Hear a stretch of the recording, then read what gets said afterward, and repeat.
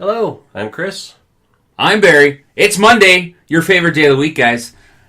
It's time for headlines. Yeah, it's everybody's favorite day of the week. It's Monday. Let's get started. Okay. All right. So, big lobster was caught. A huge monster lobster was caught in. I clicked on my story and it didn't work. Oh, Man.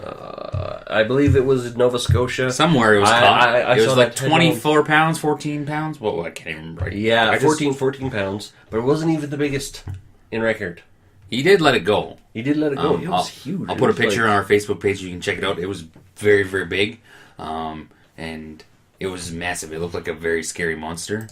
It was terrifying. I'll put a picture on our Facebook page for you guys to check it out. It was caught. It was really neat. It was caught in, actually, Bermuda. We were way off.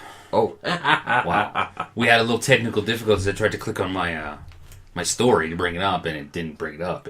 I got a new phone, the iPhone 7. We've talked about it before. The iPhone series, yeah. It did all weird. Sorry about that, guys. But I'll put the picture on so you guys can look at this cool little lobster. Imagine the tail meat you would get out of that thing, eh? Oh, yeah, no kidding. I remember when we went to Red Lobster one time. I got the biggest lobster in the tank. And it was, I hardly ate any of it. No? No. There is a new American destroyer, the USS Zumet, hopefully I got that correct. And guess who's the skipper of this ship? Patrick Stewart. James Kirk. Captain Kirk. Captain They did it Kirk. on purpose. They had to. Whether or not it was done on purpose, I think that was hilarious. Awesome. And during interviews, because the new destroyers, one of the new stealth destroyers, the one with all the angles, and it looks basically like a wedge, and it travels through the water that way. It's a new stealth destroyer. It's the first of its kind. I think it's like a $5 billion ship.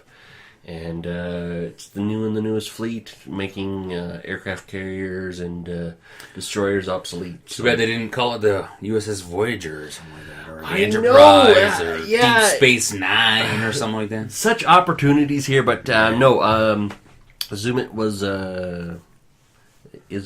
an admiral from American history, so I don't know American history that well. So That's cool. yeah, no, James Kirk, awesome. For all you sports fans out there, when you guys go to games, you guys know what a 50-50, right? You know what a 50-50 draw is? Yep. Right? A charity for the night, like a club or something like that, is there at the game selling these little tickets, and 50% goes to the charity or club or whatever, and 50% goes to a winner. So this guy in Edmonton, they called out the number. And the prize was worth nearly $68,000. They called out the number, and nobody claimed the prize. So I think you got 48 hours, something like that, by law to claim it or something like that. The winner must step forward by 4 p.m. 2 business days after the game. So you got about 48 hours. And this gentleman realized after the time had expired that he won this grand prize.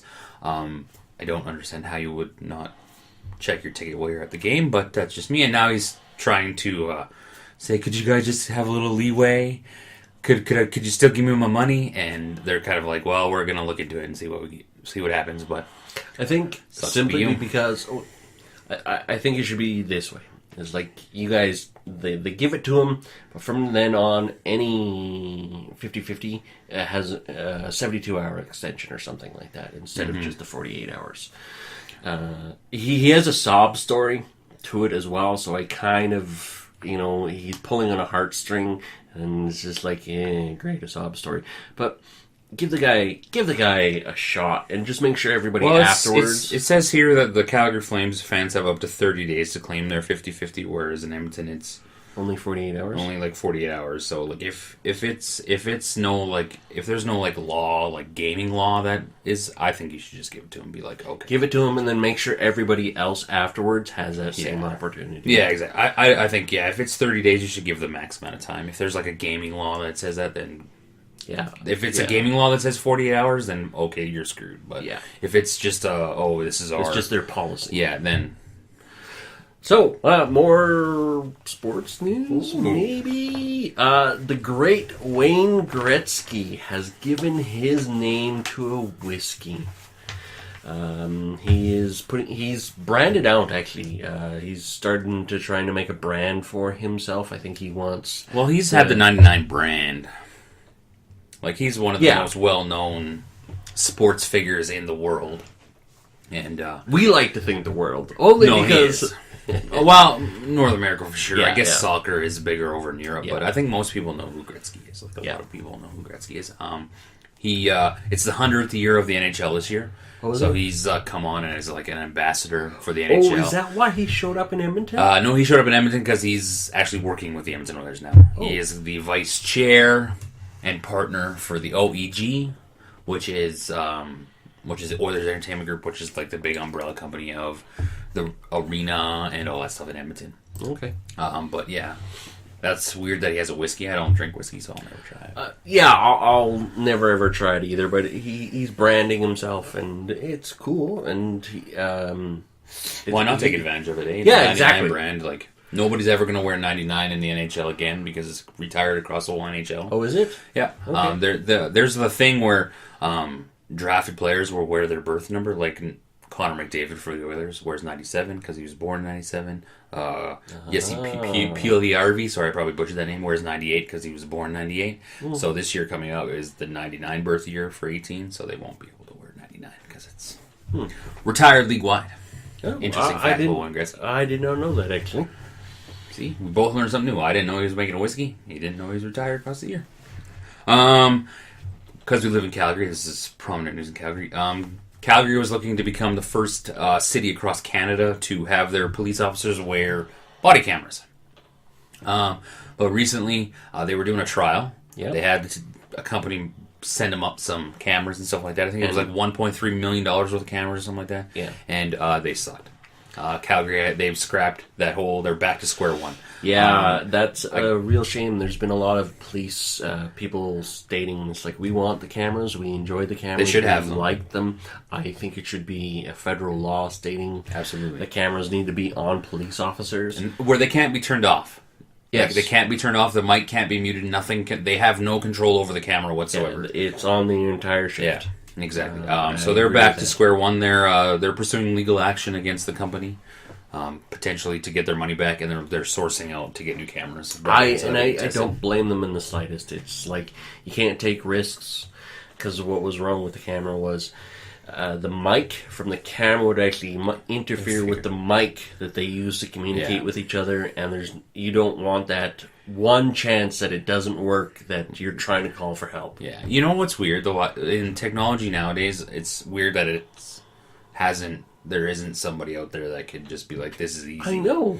You know, like the technology that we have as a public and just as general, we can spy on our nannies with amazing technology and nanny cams, and we can't put a camera on an officer. Yeah. So it's flabbergasting. It definitely is. The pyramids are in the news again. Thank God it's not because they've been destroyed. There was a group, they did some checking on the pyramids using thermal and radiographic imagery to see if the pyramids are hollow or solid, and they are hollow. I would think that they were. They've never been inside them? No, well, that's the thing. It's... they believe that the pyramids were one solid piece with the exception of the burial chambers that they're aware of. Now, there's been some guys stating it's like, oh, well, behind this wall there's another chamber. But you don't want to destroy a priceless wall just on a hunch. So now they've looked? They know something's there. There's more chambers. There could be 2 more chambers in it. You know, I didn't know. Sure. I recently saw pictures of like the pyramids, and I didn't know they were so close to the city. Oh yeah, they're like right on the edge of what is it? Is it Cairo? It's somewhere in Egypt. Yeah. I know that for sure. Sorry, I think it's Cairo. Is Cairo in Egypt? Yeah. Okay, I think it's Cairo, but I didn't realize it was that close. Oh yeah, I thought they were kind of. It's. Because whenever you see the pyramids, it's always from one side. You never see behind it is nothing but desert. Is that where the Sphinx thing is too? Yep. Okay. If you actually take a picture from the other side, it's like 500, 600 yards, and you see the city. And it's just like... I didn't know that. I would never have thought that they would have come so close. Yeah, I didn't realize. Yeah, I never... But yeah. we, in North America, treat history a lot different than people in Africa. They have other priorities, and it's understandable, but... Yeah. So a company, I think it's called Annie's. Annie's? Yeah, they're like a hot dog company. Okay. And they have been asked to change their name. They cannot call it hot dog in a mall in Asia because it's causing confusion. People, I guess, in some other cultures, they eat dogs. Yep. So I've heard. So they're getting confused. They're thinking, oh, this is dog, not lips and assholes that we throw on the barbecue and eat.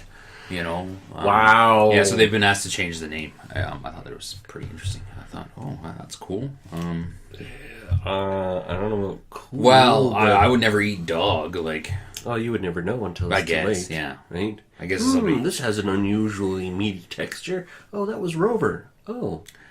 It's actually the government of Malaysia that intervened, saying you have to change the name because it was confusing customers. So.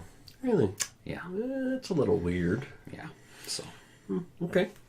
Last for me is just before the presidential debate, the one that just happened a few days ago.